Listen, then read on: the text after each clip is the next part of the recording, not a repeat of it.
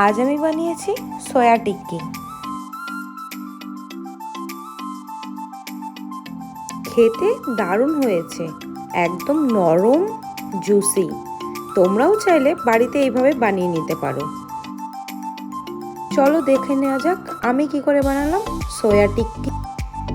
প্রথমে আমি একটা মিক্সচার বাটিতে লঙ্কা, রসুন, আদা নিয়ে নিলাম। তারপরে নিয়ে নিলাম কিছু পরিমাণে ধনিয়া পাতা। তারপর সেদ্ধ করা সয়াবিন নিয়ে নিলাম, ওর মধ্যে একটু লবণ দিয়ে দিলাম। তারপরে আমি মিক্সারে কিমা করে নিলাম সয়াটাকে, একটা বাটিতে ঢেলে নিলাম।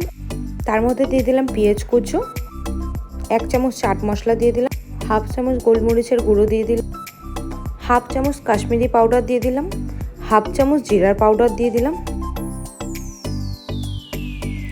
অল্প কিছু বাটার দিয়ে দিলাম। তার সাথে দিয়ে দিলাম 1 চামচ বেসন।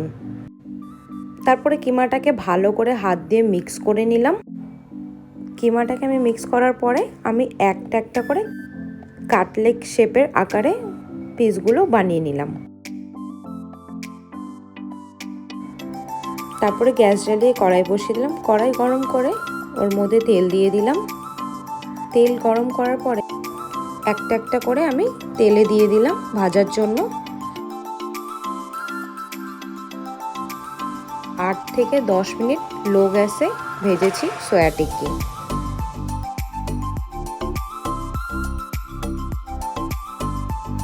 তারপর রেডি সয়া টিক্কি।